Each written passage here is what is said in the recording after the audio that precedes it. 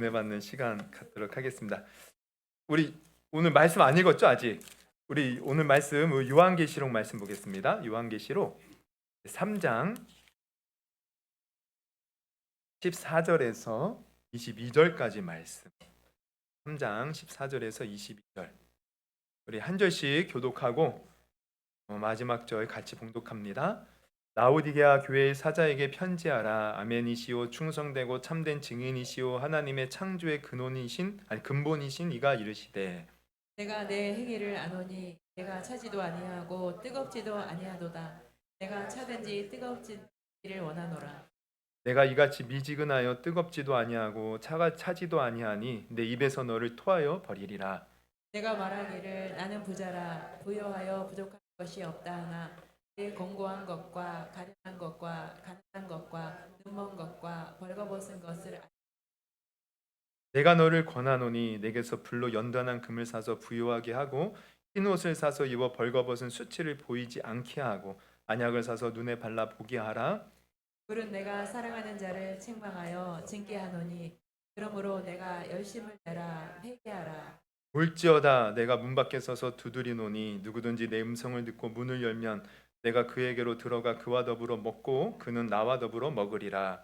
이기는 그에게는 내가 내 보좌에 함께 앉게 하여 주기를 내가 이기고 아버지 보좌에 함께 앉은 것과 같이 있습니다. 귀 있는 자는 성령이 교회들에게 하시는 말씀을 들을지어다.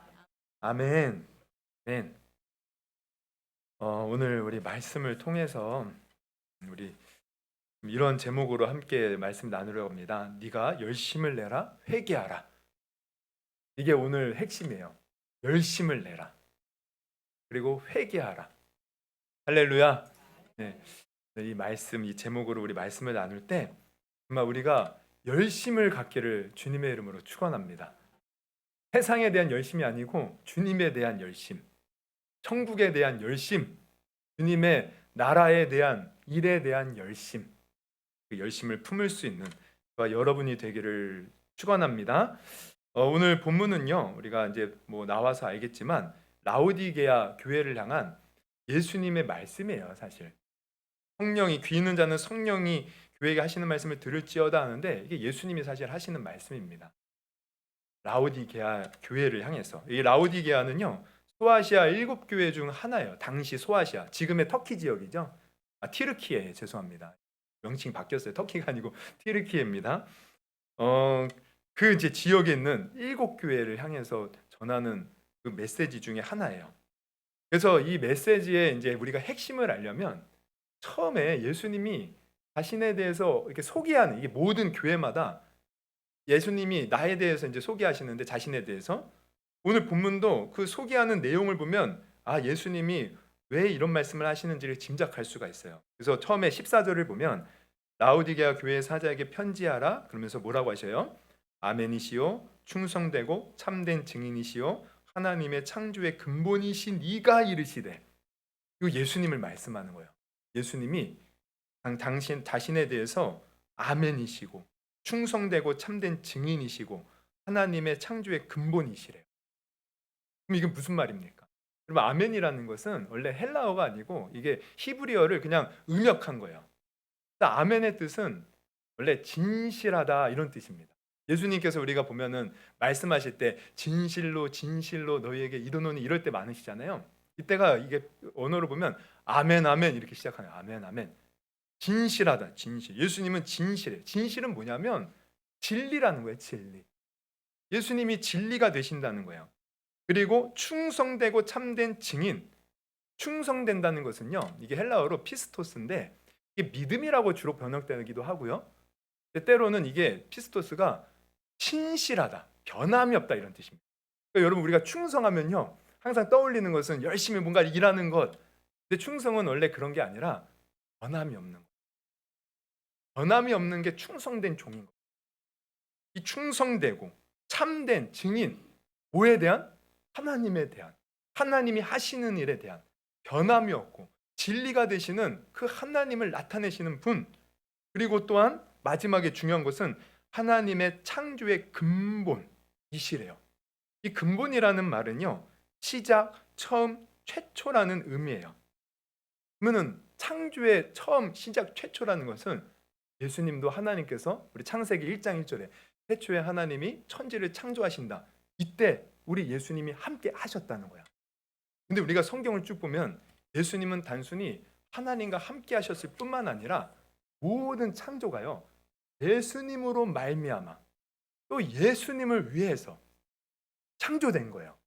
예수님이 주체이시기도 하지만 예수님이 목적이 되기도 합니다. 그래서 골로새서에는 이렇게 기록되어 있어요. 골로새서 1장 15절에서 16절. 그는 보이지 아니하는 하나님의 형상이시요 모든 피조물보다 먼저 나신 이시니 만물이 그에게서 창조되되 그에게서 창조되었어요. 우리 같이 한번 읽어볼까요? 하늘과 땅에서 보이는 것들과 보이지 않는 것들과 혹은 왕권들이나 주권들이나 통치자들이나 권세들이나 만물이 다 그로 말미암고 그를 위하여, 그러니까 예수님으로 말미암아 창조되었고 또 예수님을 위해서 존재하는 거예요. 그럼 우리 예수님 이런 분이십니다. 다시 정리하면 예수님은 진리 그 자체이시고 변함이 없는 참된 하나님을 나타내시는 하나님의 형상이시고 또 나아가 이 세상을 창조하신 분이고 이 세상의 존재 목적이 되는 거예요. 그럼 여러분 이거 들을 때 어때요? 어떤 마음이 들어요? 야, 우리 예수님 대단하다. 그럼 지금 예수님은요 자신에 대해서 이렇게 대단한 존재로 말씀하고 있는 겁니다. 근데 이게 다른 교회 소개하는 것보다 가장 화려하고 가장 거창해요. 그러면 왜 예수님이 이렇게 자신에 대해서 거창하게 화려하게 소개하고 계실까? 이유가 있어요. 왜냐하면 라오디게아, 이 교회가 있는 라오디게아라는 도시가요 화려한 도시이기 때문에 그래요. 너무 화려하니까 예수 믿는 사람들조차요 세상에 도취되어서 그 예수님을 온전히 믿지 못하고 세상의 화려함을 쫓아 사는 거예요. 세상의 권세를 쫓아 사는 거예요. 그러니까 예수님이 그러한 세상보다 바로 예수님이 더 뛰어난 분이시라는 것을 보여주기 위해서 지금 예수님이 당신에 대해서 이렇게 화려하게 거창하게 소개하고 있다는 거죠. 그럼 여러분 우리는 알아야 돼요. 우리가 항상 찬양할 때도 그러지만 이 세상보다 크신 분. 우리는 그런 말 하잖아요. 정말 우리가 믿는 예수님은 이 세상 어떤 것도 견주할 수 없는, 비교할 수 없는 가장 위대하시고 가장 뛰어나신 우리의 창조주여 우리의 구원자가 되심을 여러분 믿으시기를 주님의 이름으로 축원합니다. 이게 오늘 핵심이에요. 사실 이 믿음을 가지고 우리가 열심을 내라는 거죠. 그럼 우리가 좀 더 살펴보면 이 라오디게아는 어떤 지역이에요? 그렇게 화려한가? 정말 화려합니다. 보면 이게 라오디게아가요 지도를 보면 제가 지도를 좀 준비를 못했는데 이게 교통, 이게 지리적으로도 보면 중요한 요점이에요. 여기가 우리가 이제 우리나라에서 보면은 우리나라의 중요 이게 도시 중에 하나가 어디냐? 가만히 보면 서울이 우리가 중요하지만 이 지리적으로 보면요 사실 대전이 굉장히 중요한 요충지입니다. 그래서 우리가 중요한 고속도로가요 다 대전을 통과해요. 뭐 경부선, 호남선, 통영선, 서해도로 다 주요 도로가 만나는 곳이 대전이에요. 그래서 마찬가지로 라오디게아도요 당시에 이 모든 이 지역 길이 막 통하는 그 중심에 있어요. 그러다 보니 사람들이 어떻게 합니까? 왕래가 많은 거예요. 왕래가 많다는 건 뭡니까? 무역이 활발하다는 거예요. 무역이 활발하고 상업이 발달하니 당연히 부유할 수밖에 없어요. 여러분 이것은 오늘날 우리도 마찬가지죠. 어느 지역 가면은 그 지역의 중심지 거기는 늘 사람이 많아요. 상업이 형성되어 있어요. 거기에 돈이 모이는 거예요. 라오디게아도 그랬다는 거예요. 그리고 또 이 라오디게아는요 또 어떤 특징이 있냐면 의료 산업의 중심지였습니다. 당시 유일하게 의과 대학이 있는데 어떤 특히 눈의 질병을 치료하는 이 안약이 발달했어. 이 안약의 이 특효약으로 알려진 그러한 이 약이 있어갖고요. 이곳에서 많은 사람들이 또 이게 치료를 받기도 하고 또 병원이 있다 보니 또 사람들이 몰려들고 그러면 돈이 버는 거예요. 돈이 되는 거예요. 또 라오디게아는 특산품이 유명했어요. 어떤 특산품이냐? 흑양, 거묵양을 이렇게 키우는데 이 거묵양이 특히 이게 가죽을 이렇게 뭐죠? 털을 하면은 털이 그렇게 윤기가 나고 부드러웠다 그래요. 그래서 이게 고급 특산품으로 아주 불티나게 팔렸다는 겁니다. 그러니 또 이것으로 돈을 벌고 또 결정적인 것은 이 지역이 또 정치적으로도 안정된 곳이에요. 당시 로마가 이 지역을 정복할 때 이 도시 중에 거기에 있는 도시 중에 가장 먼저 로마의 항복을 선언하고 가장 먼저 충성을 맹세했다는 거야. 그러다 보니 로마로부터 많은 특혜를 받아요. 정치적인 특혜. 그러다 보니 이렇게 이 라오디게아는요, 지리적으로도 경제적으로도 정치적으로도 그냥 너무 화려하고 안정되고 부유하고 그냥 너무 좋은 거예요. 그냥 살기 편한 곳인 거예요. 그래서 참고로 말씀드리면 이 지역은 우리가 이제 바울의 동역자인 그리고 골로새 교회를 세운 에바브로라는 사람이 가서 복음을 전해서 세운 도시, 이제 이 교회가 이제 이곳에 그래서 세워졌는데, 이 사람들이 예수는 믿어요. 근데 중요한 것은 세상이 너무 살기 편하니까 그냥 예수님은 말로만 믿고 뒷전이고 그냥 세상에서 푹 빠져서 세상의 이 풍요로움에 도취되어 사는 거죠. 그러다 보니 믿음에 대한 간절함 없습니다. 뭔가 뭐 천국에 대한 어떤 간절함이 없어요. 예수님에 대한 관심도 적어요. 그래서 오늘 예수님은 이러한 성도들을 향해서 말씀하고 있는 거예요. 뭐라고? 내가 이 세상보다 뛰어나다. 이 세상이 아무리 화려하고 대단히 보여도 내가 더 위대한 자다. 그러면 왜 예수님이 이 얘기를 하실까? 그것은 이 라오디게아 성도들이 세상에 도취되어 사는데 그것이 하나님의 뜻은 아니라는 겁니다. 여러분, 우리는 흔히 이렇게 물질적으로 또 뭐 경제적으로 뭐 가정적으로 뭐 사회적으로 우리는 사실 기도하면서도 바라는 건 그거잖아요. 유하게 되고 문제 없고 형통하고 잘 되고. 그래서 그 안에서 우리가 참 이렇게 좋은 것을 누리며 사는 것을 꿈꾸는데, 여러분, 우리가 신앙생활할 때 그게 전부가 아닙니다. 그걸 아셔야 돼요. 우리가 아무리 내 삶이 평탄하고 좋은 것이 있을지라도 중요한 것은 우리가 주님을 향한 믿음이에요. 이거 없으면 우리 주님이 기뻐하시는 거 아니에요. 그러니까 이 라오디게아 성도들은 세상에 도취되어서 하나님은 뒷전인 거예요. 그래서 뒤에서 예수님이 하신 말씀이 뭐냐면 이들의 미지근한 신앙을 지적합니다. 15, 16절을 보면 우리 한번 같이 읽어보겠습니다. 시작. 내가 내 행위를 아노니 아니하고 뜨겁지도 아니하고 내가 차든지 뜨겁지 않기를 원하노. 내가 이같이 미지근하여 뜨겁지도 아니하고 차지도 아니하니 내 입에서 너를 토하여 버리라. 여러분, 세상의 풍요로움에 도취되어서 주를 향해 뜨겁지도 않고 차지도 않고 미지근한, 근데 예수님은 지금 이거 싫어하신다. 뭐라 그래요? 토하여 내리라. 이 토하여 낸다는 것도 사실 이 지역과 연관된 말씀입니다. 이 지역, 이 라오디게아는 모든 것이 다 완벽해 보이는데 한 가지 부족한 게 있어요. 그게 뭐냐면 물이에요. 물. 식수가 부족해. 한 큰 강이 있긴 하지만 그 비가 안 오고 하면 금방 말라버려요. 그래서 이 돈이 많으니까 이들이 뭘 하냐면 수로를 만들어서 물을 끌어와요. 그래서 먼저 이 수로를 어디다 냈냐면 그 북쪽으로 한 10km 정도 떨어진 히에라볼리라는 지역에서 물을 끌어옵니다. 수로를 만들어서. 그리고 또 동쪽으로, 그러니까 우리 지도를 보면 오른쪽으로 골로세라는 곳, 여기다 한 10km, 15km 정도 떨어진 곳인데 거기에 또 수로를 만들어서 물을 끌고 와요. 근데 이제 이 물이 특징이 있어요. 히에라볼리에서 오는 것은 뜨거운 온천물이에요. 그리고 골로새에서 오는 물은 아주 차가운 물이에요. 찬물, 냉수. 그런데 문제는 이 수로를 따라 오는 길에 뜨거운 물은 어떻게 됩니까? 10km 이상 오면서 미지근해지는 거예요. 근데 이 온천물은 광물이 많아요. 그러다 보니 이게 물이 식어지고 미지근해지면 이걸 마시잖아요. 그러면 역겨워서 마실 수가 없는 거예요. 골로새에서 오는 물도 마찬가지. 차가울 땐 괜찮지만 이게 오면서 막 뜨거운 태양에 막 열기를 받아서 미지근해지면 그 마실 수가 없어요. 마시고 싶어도 못 마셔요. 지금 예수님은 그걸 빗대어서 말씀하시는 거예요. 너희들 그렇게 미지근한데 너희들 물 마실 때 미지근한 물 마실 수가 없지 않니? 예수님 뭐예요? 나도 너희들 믿음 받아줄 수 없어. 역겹다. 하고 싶다. 그러면 이것을 통해서 우리는 뭘 깨달아야 됩니까? 그럼 우리가 하나님을 믿는다고 하는데 사실 하나님은요, 우리를 향해 어떤 분은 그런 표현을 하대요. 크레이지 러브. 미친 사랑을 보여줘. 우리를 얼마나 사랑하셨는지 아들 예수를 아낌없이 우리를 주시잖아요. 미친 듯이 우리를 사랑했다는 거예요.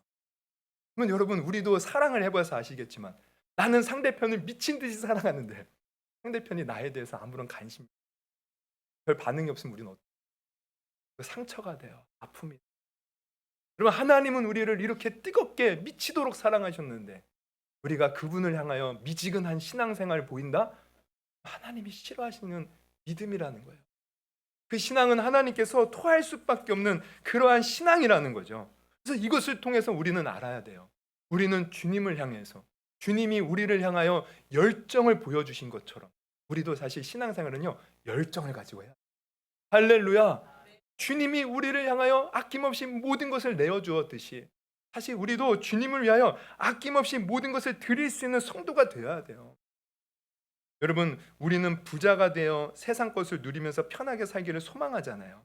그래서 돈도 많이 벌어서 넓고 좋은 집에 살고 싶고 아주 멋진 차를 타고 싶고 아름다운 질 좋은 옷을 입고 싶고 늘 맛 좋고 영양 좋은 물도 먹고 음식도 먹고 싶어 하잖아요.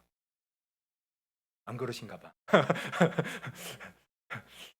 다 그래요. 그리고 그것을 실제로 우리가 누리잖아요. 그럼 뭐라 그래요? 복 받았다고. 아, 저 사람 복 받았다고. 야, 저 사람 무슨 복을 받아서 저렇게요? 부자가 되고 돈도 잘 벌고 좋은 차 타고 좋은 집에서 사냐고. 야, 복 받았다고. 근데 여러분, 이게 과연 복일까? 그럼 우리의 눈은 달라져야 됩니다. 세상에서는 물론 복이라고 말하죠.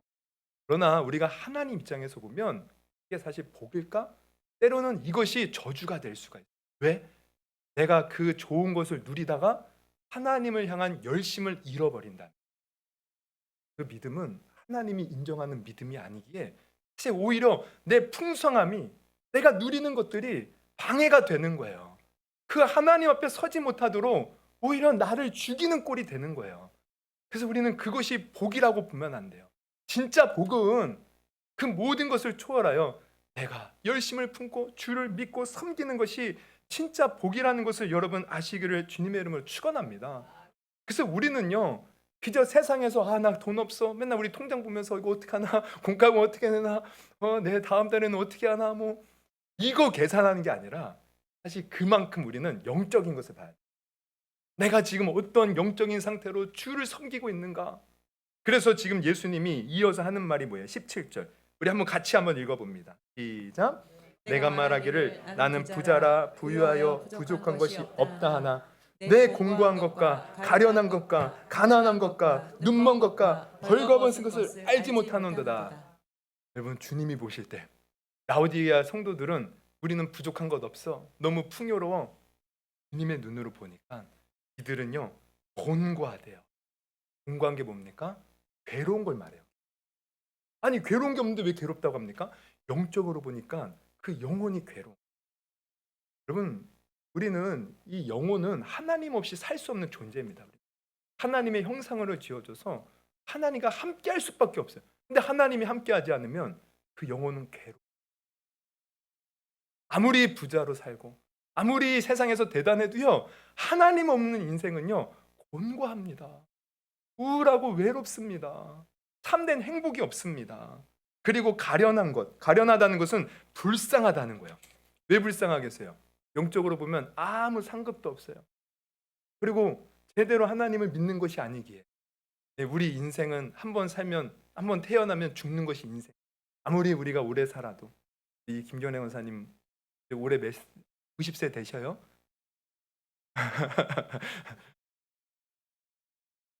90 되셔. 우리 모두 90 다 넘게 사시기를 원합니다. 100세, 이제 100세 시대니까 100세도 살아야죠. 아멘. 근데 우리가 아무리 100세를 살고 110세를 살고 120세를 살아도요, 다 언젠가는 눈 감는 것이 진리예요. 그렇죠? 근데 그 죽은 후에 우리가 성경은 알려주잖아요. 우리 영혼은 주님께로 와서 주님께로 돌아가야 되는데, 여러분, 가련한 불쌍한 사람은 왜 가련해요? 주님께로 갈 수 있는 믿음이 없는 거예요. 이것만큼 비참한 거 없습니다. 제가 예전에 부사역자로 있을 때 노숙자, 이렇게 저희가 청량리 근처라서 노숙자들이 많이 와요. 또 어떤 분 노숙자가 오셨어요. 근데 그분은 다른 분하고 대화를 좀 신사적이셔요. 그래서 이렇게 제가 돈을 이렇게 좀 드리면서 교회를 다니시냐고 했더니 어느 개척교회 지하교회를 다니신다. 너무 감사하더라고요. 그래서 신앙생활 열심히 했더니 뭔가 사연이 있어요. 뭔가 그런 노숙자가 될 뿐이 아닌데 사연이 있으신 거예요. 그래서 제가 한번 기도해 드릴게요 하고 기도를 탁 손을 잡는 순간 제 마음에 그분의 영적 상태가 느껴져요. 이분은 비록 노숙자지만 천국을 가진 그 천국을 보여주시는데 막 눈물이 나요. 하나님, 비록 이 땅에서는 이런 어려움으로 지금 많은 시련을 당하고 있지만 이 영혼이 예수 믿고 천국을 가진 자, 정말 그 어떤 사람보다도 부유한 자입니다. 같이 울었어요. 눈물이 나더라고. 하나님 복 받은 자인 거예요. 여러분, 천국을 가진 자가 복 받는다는 거예요. 이 땅에서 아무리 부자로 살아도 그 부자 나사로 거지 나사로와 나오는 그 부자처럼 지옥에 가면 그 인생은 실패한 인생이에요. 그러니까 가련하다는 것은 불쌍한 거예요. 가난하다, 이것도 세상적인 돈은 많을지 모르지만 천국에 상급이 없다는 거죠. 그리고 눈먼 것, 그들이 안약이 있어서 눈은 건강할지 모르지만 왜요? 영적인 걸 볼 수 없으니. 그건 정말 이 영적인 거 볼 수 없는 소경이 가장 불쌍한 겁니다. 우리는 육의 눈이 좋다고 해서 이게 자랑거리가 아니에요. 영의 것을 볼 수 있는 영의 눈이 열려야 돼요. 근데 이들은 그게 없는 거예요. 그리고 벌거벗었다. 바로 흑양털로 좋은 것을 다 누리고 좋은 옷을 입을지 모르지만 사실 하나님 앞에 서니 영혼은 발가벗겨 있는 상태. 아무것도 하나님 앞에 내어드릴 수 없는 그런 상태. 그러니까 지금 라오디게아 성도들은요, 세상에서 부족한 것이 전혀 없는데 영적인 실상은 한마디로 거지. 아무것도 없는 거야. 아무것도. 왜? 하나님에 대한 열심을 내는 마음이 없었기 때문에. 세상에 도취되어 있기 때문에. 여러분, 우리는 이러한 라오디게아 성도들의 이러한 삶을 우리는 본받지 않기를 주님의 이름으로 축원합니다. 점점 우리가 영적인 눈이 열려야 되는 거예요. 그 영국에 이제 한 목사님이 계셨어요. 19세기 라일 목사님이라고 계시는데 이때 당시에 영국 교회는 이런 분위기였어요. 세례받고 교인으로 등록하면 자동으로 거듭난 사람이 되고 천국 백성이 된다고 여기는 거예요. 근데 라일 목사님은 기도하고 말씀을 많이 묵상하는 분으로 이거 아니라는 거예요. 이거 아니다. 이거 영적으로 다 죽은 얘기다. 단순히 세례받고 교인 등록되었다고 천국 가는 것 아니다. 그러면서 이런 설교를 하셨어요. 안타깝게도 구원에 이르는 믿음이 없고 그리스도와 진정한 사귐이 전혀 없는 게 분명한데도 죽으면 천국에 갈 것이라고 말하는 사람들이 많습니다. 하지만 이런 사람들은 천국에 적합하지 않습니다. 여러분은 이 땅에서 그리스도를 높이지 않습니다. 여러분은 그분과 전혀 통하지 않습니다. 여러분은 그분을 사랑하지 않습니다. 여러분이 천국에서 무엇을 할 수 있겠습니까? 천국은 결코 여러분을 위한 것이 아닙니다. 천국의 기쁨은 결코 여러분이 소유할 수 없는 행복입니다. 천국은 여러분의 마음에 따분하고 부담스러울 것입니다. 그러므로 늦기 전에 회개하고 변화를 받으십시오. 천국에 대한 가장 확실한 준비는 예수님과의 교제임을 명심하십시오. 그냥 말로만 믿고 말로만 교회 다니는 성도들을 향해서 그거 아니다 아주 뜨겁게 설교했어요. 근데 이 설교가 지금 라오디게아 성도들에게 딱 맞는 설교예요. 이들은 예수를 믿는다고 하지만 세상에 도취되어서 예수님에 대한 관심도 없어요. 천국에 대한 관심도 없어요. 하나님의 일에 별 관심이 없어요. 그냥 미지근하게 신앙생활할 뿐이에요. 그래서 하나님이 보니까 그들의 영혼은 죽었고 병들어 있고 헐벗어 있고 평안이 없었던 것이에요. 그러므로 우리가 알아야 될 것은 여러분, 겉으로 평안하다고 지금 우리 삶에 부족함이 없다고 이것이 전부가 아니라는 겁니다. 여러분, 여기에 우리는 절대로 안심해서는 안 됩니다. 오히려 우리가 평안하다 그때 우리 영적 상태를 보고 우리는 하나님 앞에 제대로 설 수 있도록 우리는 열심히 다하는 그런 성도가 되어야 됨을 여러분 아시기를 바랍니다. 정말 주님을 향해서 열심을 내야 돼요. 그러면 우리가 어떻게 주님 앞에서 바로 설 수 있는 신앙생활을 할 수 있을까? 예수님이 다음에 그 비결을 알려주셔요. 18절, 우리 한번 18절 같이 한번 읽어봅니다. 시작. 내가 너를 권하노니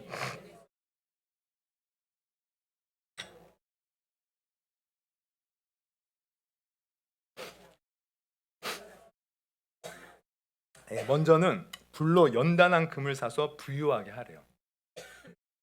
그러니까 사실 이들은 실제로 물질에 부유한 자들이에요. 근데 지금 주님이 하신 말씀은 영적으로 가난하다. 그럼 어떻게 부유하게 되느냐? 불로 연단한 금을 내게서 사서 부유하게 하라. 이 말은 무슨 말이에요? 내게서 연단한 불. 이 연단은요, 성경에서 어떤 것을 의미하냐면 고난을 말해요. 그러니까 즉 한마디로 말하면 나를 위해서 고난 받아라. 고난 받아라. 여러분, 우리가 주님 안에서 부유하게 되는 길은요, 고난 받는 겁니다. 누구를 위해서? 주를 위해서. 주를 위해서 고난 받는 거예요. 물론 우리는 고난 싫어하죠. 고난 받는 거를 우리는 피하죠. 고난 받으면 저주받았다고 생각하죠. 그러나 그렇지 않습니다. 내가 주를 위하여 받는 그 고난, 이것은 우리가 주님 안에서 부유하게 되는 길이에요. 할렐루야. 그러면은 우리가 고난 받으려면 어떻게 해요? 저 고난 받고 싶어도 제 삶에 고난이 없는데요. 뭐 이런 분도 있어요. 근데 그렇지 않습니다. 여러분, 우리가 정말 하나님의 말씀을 제대로 묵상하고 말씀대로 살면 그 말씀 따라 살아가는 그 길이 사실 고난의 길이에요. 여러분, 예수님이 뭐라고 하셨어요? 우리 예를 들면 예수님이 마태복음 5장 6장 이 산상수훈 보면은 이런 말씀을 하셔요. 원수를 사랑하고 나를 미워하는 자를 축복하고 오른뺨을 때리거든 왼뺨을 돌려대고 누군가 오리를 가자고 하면 아예 십내를 가고. 예수님이 이렇게 말씀하셔요. 그럼 여러분, 이 말씀대로 한번 우리가 살아보십시오. 원수를 사랑하고. 어떻게 원수를 사랑하고, 그 사람이 지금 나에게 이런저런 사기 쳤는데, 그 사람이 지금 나에게 엄청난 피해를 입혔는데 원수를 어떻게 사랑합니까? 어떻게 용서합니까? 근데 말씀대로 사는 것, 이게 고난의 길인 거예요. 나의 힘으로 안 되지만 그래도 주님처럼 고난의 그 길 가면 크게 고난 받는 거예요. 누가 오른뺨을 때리는데 왼뺨도 돌려대? 여러분, 왼뺨을 치는데 오른뺨을 돌려대는 것, 이것도 고난이죠. 우리는 내가 뭔가를 좀 피해를 입으면 어떻게 해요? 우리는 대갚기를 원하죠. 근데 주님 말씀 따라 살면 이게 고난이 되는 거예요. 누가 오리를 가자고 할 때 십리까지 가요. 이거 얼마나 고난스럽습니까? 다 고난이에요. 정말 이 고난을 받으라는 것은 곧 주를 위해서 주님 말씀 따라 순종하며 살라는 겁니다. 여러분, 우리가 정말 제대로 주님 말씀 따라 순종하며 살면 그게 고난이에요. 고난. 근데 이 고난 받는 사람이 곧 뭐예요? 부유한 사람이 된다. 부유한 사람. 여러분, 사도 바울은 그런 말을 했어요. 나의 남은 인생을, 내 육체의 고난을 그리스도의 몸된 교회를 위해서 내 그 육체의 고난을 채우겠다. 고난 받겠다는 거예요. 여러분, 사도 바울은 사실 고난 안 받을 수 있는 엄청난 사람입니다. 그 사람은 그냥 태생 자체가 아주 그냥 유대 사회에서는요 대단한 사람이에요. 그냥 원래대로 살면요 뭐 바리새인, 또 나중에 뭐 그냥 높은 직책 받고 종교 지도자로서 누릴 거 다 누리면서 살 수 있는 사람이에요. 근데 어떻게 합니까? 예수를 위해서 친히 고난을 받는 거예요. 자기가 누릴 수 있는 거 포기하고 주를 위해서 살아가는 거예요. 여러분, 우리가 정말 주를 위해서 살아가는 거, 이게 고난입니다. 내가 주를 위해서 내가 하고 싶은 거 내려놓고 주를 위해 섬기는 것. 그러니까 이 고난이 진짜 말씀대로 살면 고난이라니까요. 여러분, 내일 당장 우리가 그 특별 저녁 기도회라 그랬잖아요. 사실 우리가 평일에 할 일이 얼마나 많아요. 저녁에 나 나름대로의 생활 패턴이 있어요. 근데 나오려고 하면 그 깨고 나와야 돼. 이게 고난이에요. 고난. 우리가 주의를 지키는 것도 사실 때로는 힘들 때가 있어요. 그런 내가 그것을 지키기 위해서 다른 사람들에게 안 좋은 소리 듣고 또 비난의 소리 듣고 그래도 내가 주의를 지키리라, 여러분, 고난이 찾아옵니다. 내가 정말 주님의 그 몸된 교회에서 섬기려고 할 때 여러분, 왜 고난이 없습니까? 근데 중요한 것은 우리는 고난을 안 받으려고 해요. 요즘 우리 성도들은 그냥 고난 없이 편하게 신앙생활을 하려고 한다는 거죠. 그러나 여러분, 오늘 아시기를 바라요.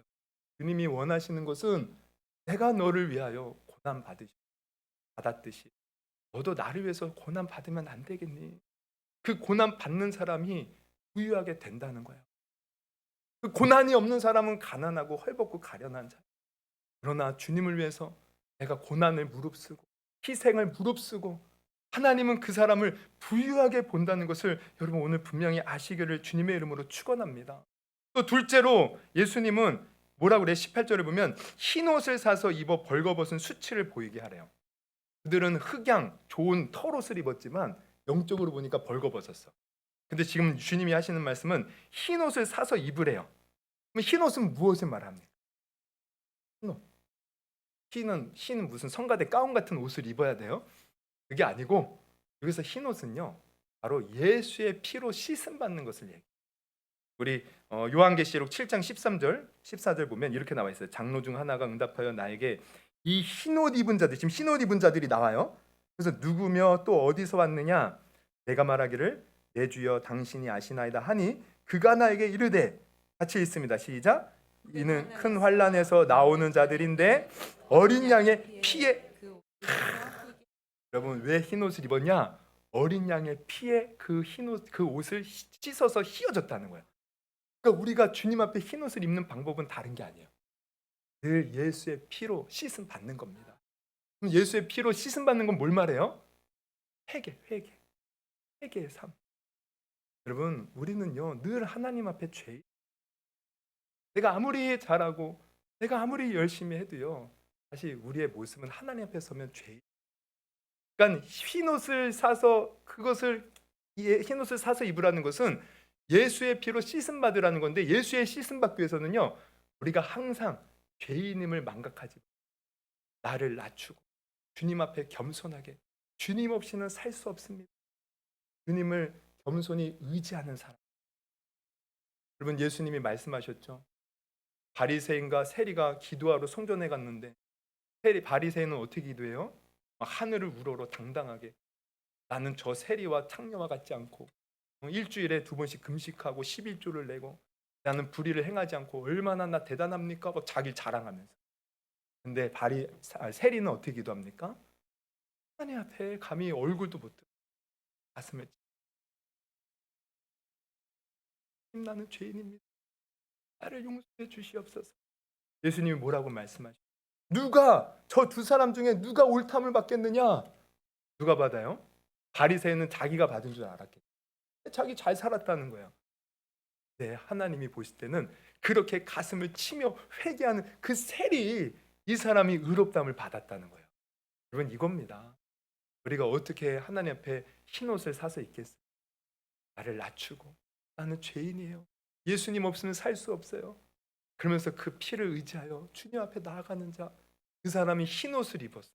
하나님 앞에 흰 옷으로 당당히 자신 있게 담대히 나아갈 수 있는 복된 사람이 될 수 있음을 여러분 오늘 다시 한번 깨닫기를 바랍니다. 그러니까 이 라오디게아 성도들은 자기네들은 잘났다 부족한 거 없다 했는데 사실 그 마음에는요 세상적인 욕심, 탐심, 그리고 돈을 벌기 위해서 아주 거짓과 제약으로 가득 차 있었어요. 보지 못해서. 그럼 우리도 마찬가지예요. 내가 내 자신의 세상의 기준을 보면 우리 죄 없을 수도 있어요. 그러나 하나님의 그 불꽃 같은 눈동자로 우리를 보면요 사실 다 하나님 앞에 죄인, 욕심 많은 죄인이에요. 죄 많은 죄인, 미움 많고 시기 많고. 그럼 우리가 이 죄인 된 것을 깨닫고 주님 앞에 언제나 회개하며 살 수 있기를 주님의 이름으로 축원합니다. 그리고 셋째로 18절을 보면 라오디게아 성도들에게 안약을 사서 눈에 발라 보게 하라. 안약. 이 여기는 안약이 발달해서 그들은 안약으로 눈이 좋아진 줄 알아요. 하나님은 너희들 눈 멀었다. 어떤 눈이 멀었어요? 영적인 눈. 그럼 안약을 사서 밝게 봐라. 이건 뭡니까? 성령님 의지해서 영의 눈이 열리라는 거예요. 그래서 영적인 걸 보라는 거예요. 이 세상이 부유하지만 얼마나 죄악이 많은지, 그리고 이 세상은 언젠가는 살아 없어지는 헛된 것인 것을 보고 우리는 뭘 봐야 됩니까? 이 영의 눈이 열려야 돼요. 여러분 우리는 결국 다 모든 사람 죽는다니까요. 우리는 지금 어디를 향해서 가고 있습니까? 모든 사람이 다 죽음을 향해서 가고 있어요. 근데 이것을 영적으로 말하면 모든 사람이 지옥 아니면 천국을 향해서 가고 있어요. 근데 우리는 어디를 향해서 가야 됩니까? 천국 바라보면서. 천국 보는 눈 열리는 거예요. 그러면 이 눈이 활짝 열릴 수 있기를 주님의 이름으로 축원합니다. 이 천국을 바라볼 수 있는 그 눈이 열려야 돼요. 우리가 커바디스 도미네라는 영화가 있어요. 거기서 사도 베드로가 로마에 큰 박해가 일어나니까 도망가요. 그때 하나님이 가는 길에 너 어디 가냐? 주여 어디 가십니까? 커바디스 도미네 이거. 그랬더니 주님이 나는 네가 버린 양들 위해서 간다. 베드로가 다시 깨달아요. 아, 이게 아니구나. 그래서 박해받는 로마로 다시 가요. 거기 가서 이제 장면이 바뀌어요. 영화 보면은 원형 경기장. 거기에 이제 앞에 이제 기독교인들이 잡혀 있고요. 이제 철장이 문 열면 사자들이 나오는 거예요. 아니면은 십자가에 달려가지고 사람들이 불에 태우려고 지금 준비하고 있어요. 웅성웅성.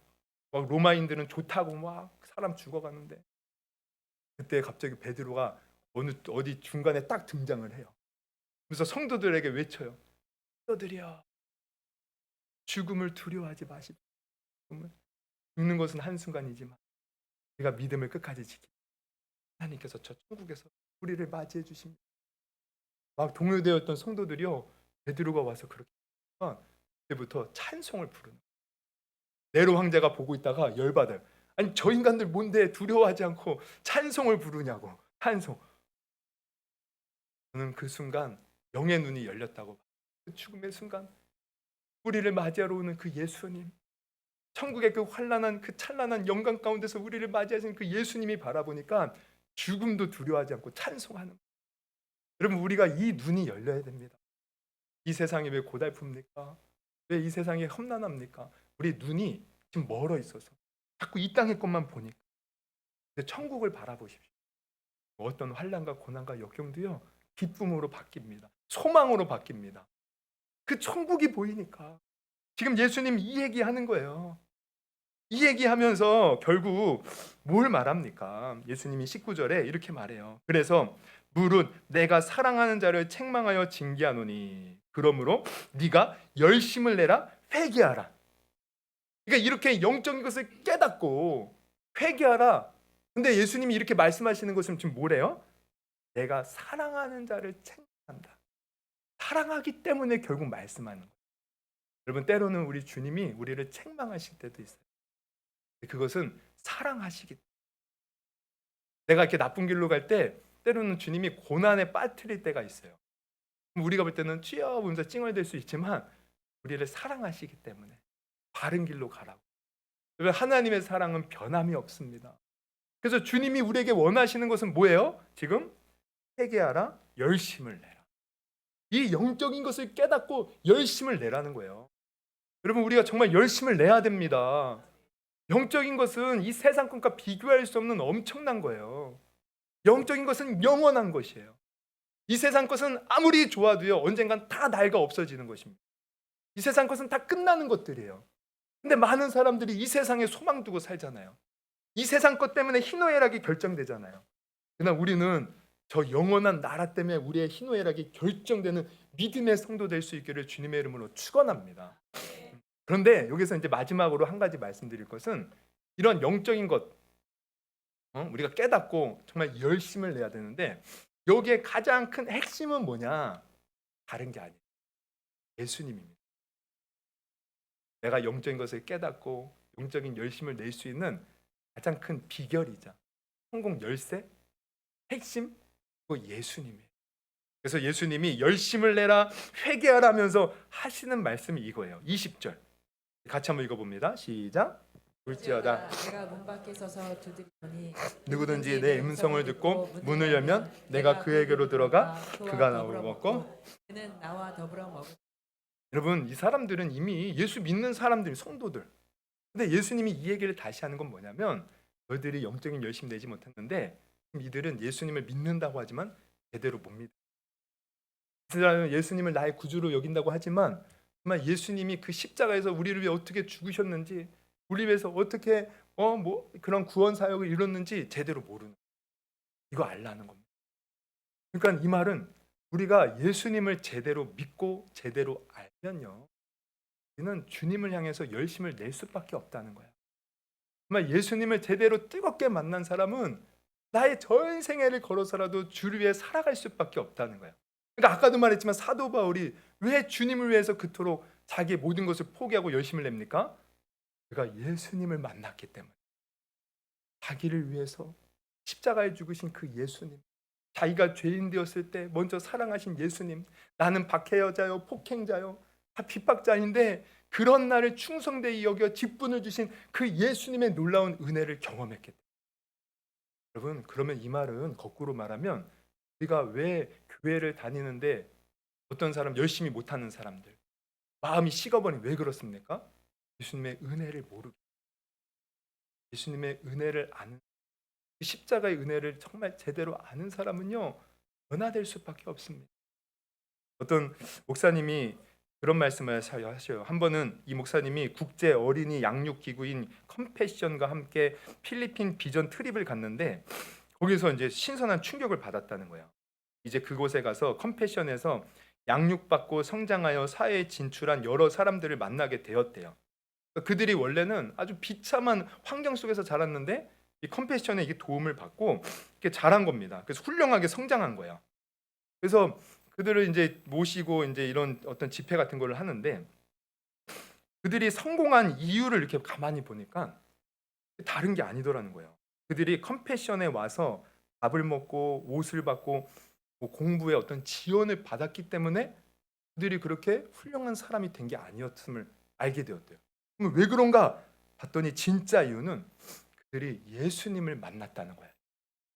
그래서 그들에게 어떻게 이렇게 되셨습니까? 이유를 묻면 그들이 정말 몇 초도 안 돼서요. 내가 정말 어려움 가운데 세상에서 버려진 듯 나는 그렇게 살았는데 주님이 나 같은 죄인을 만나 주셨어요. 다 이 고백을 하더라. 이 고백, 이 믿음의 고백 위에서 그들이 변화되어 훌륭한 사람으로 성장이 되었다는 것입니다. 여러분, 우리 신앙의 핵심은요 다른 게 아니에요. 예수님 뜨겁게 만나는 거예요. 여러분, 지금 열심을 내라 회개하라 이랬는데 여러분, 이게 우리가 흔히 그래 열심히 내자 이제부터, 여러분 이래서 우리가 열심히 낼 수 있는 거 아닙니다. 내가 이제 오늘부터 이제 말씀 들었으니까 내일부터 열심히 해야지. 물론 처음엔 열심히 할 수 있어요. 근데 이게 작심삼일이라고 열심히 하다가도요 이게 식어져 금방. 내 의지로는 할 수 없어요. 그런데 주님의 그 은혜를 뜨겁게 만나자. 은혜가 내 속에서 막 불타오르잖아요. 그럼 그것이 연료가 되어서 나 주를 위해서 열심히 하는 길로 성령께서 나를 이끄셔서 주님을 위해서 사는 그 길로 가는 거예요. 그래서 우리는 항상 나를 위해서 십자가 지신 예수 그리스도를 바라. 내가 죽어야 되는데 주님이 십자가 지셨어요. 내가 저 고난 받으셔야 되는데 주님이 고난 받으셨어요. 내가 조롱과 수치를 받아야 되는데 주님이 받으셨어요. 내가 지옥 형벌을 받아야 되는데 주님이 나 대신 저런 고난을 받으셨어요. 나를 구원해 주셨어요. 어찌 그럴 수 있습니까? 여러분, 우리가 다시 돌아갈 핵심은, 그러니까 오늘 본문의 핵심이 이거예요. 이 주님의 십자가 아래로 들어가는 거예요. 그 앞에서 나를 위해서 피 흘려 죽으신 예수님 바라봐야 되는 거예요. 그게 우리를 주님의 뜻대로 사는 길로 인도해 주는 능력이고 힘이 돼요. 그래서 우리가 그렇게 주님이 나를 위해 고난 받으셔, 나도 주를 위해서 살아가면 결국 주님은 우리에게 뭘 주시냐? 21절 같이 한번 읽습니다. 시작. 이기는 그에게는 내가 내 보좌에 함께 앉게 하여 주기를, 내가 이기고 아버지의 보좌에 함께 앉은 것. 할렐루야. 우리가 예수님의 십자가 붙들고 우리 위해 살면요 결국 그게 주님과 함께 그 찬란한 영광 가운데 하늘나라에서 함께 사는 길이고 진리고 생명이 되는 줄 여러분 믿으시기를 바랍니다. 그래서 오늘 말씀을 통해서 다른 건 다 잊어버려도요, 여러분 내가 어떻게 구원받았습니까? 지금 구원받았잖아요. 받으셨습니까? 어떻게 받으셨어요? 물론 믿음으로 받았지만 이 믿음으로 받는 그 효과가 나기 위해서 우리 하나님은 아들을 보내줘. 우리는 그저 믿음으로 공짜로 은혜로 구원받는다고 말하지만 하나님은 아들을 희생시키는 엄청난 대가를 치렀다는 거예요. 우리 예수님 하늘 모든 보좌 영광 버리시고 이 땅에 오셔서 우리를 위해서 십자가 지셨다는 거예요. 피 흘려 죽으셨다는 거예요. 그 모진 고통 조롱 다 받으셨다는 거예요. 우리가 그것을 받아야 됩니다. 이 사람이 변질되지 않고 이 사람이 세상에 빠지지 않고 이런 사람이 열심을 내어 원하시는 삶을 살게 되는, 여러분 주님도 우리를 위해 생명 바쳤는데 여러분 정말 배은망덕한 사람이 가장 나쁜 것 같아요. 은혜를 모르는 사람. 우리가 세상에서도 내가 은혜를 받았는데 그 은혜를 모르면 나쁜 놈인 거야, 그 사람. 하나님 앞에 나쁜 사람은 내가 은혜를 받고 은혜에 보답하지 못. 그럼 올 한 해는 예수 십자가 붙들고 내가 은혜에 보답하는 그런 열심을 내는 자, 늘 주님 앞에 서는 자, 그런 저와 여러분이 될 수 있기를 주님의 이름으로 축원합니다. 이런 사람이 하늘 보좌의 영광 가운데 앉게 되는 축복의 주인공이 될 줄 믿습니다. 우리 한번 기도해 볼까요? 이 시간 제가 말씀이 길어져가지고 우리 찬양은 생략하고요. 한번 기도했으면 좋겠어요. 여러분은 주님을 향해서 얼마나 열심을 냈습니까? 주님을 향해서 고난을 받으려고 했습니까? 우리는 고난 안 받으려고 해요.